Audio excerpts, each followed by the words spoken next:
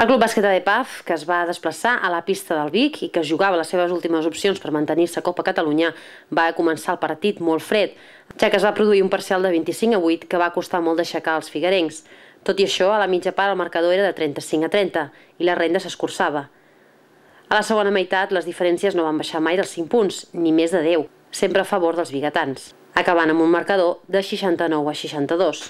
Els figuerencs, a manca de 2 jornades per finalitzar la Lliga, són a l'eix de la classificació, amb 14 victòries i 14 derrotes, i en el proper desplaçament lluitarà per la 7a posició davant del seu rival directe, l'Aqua.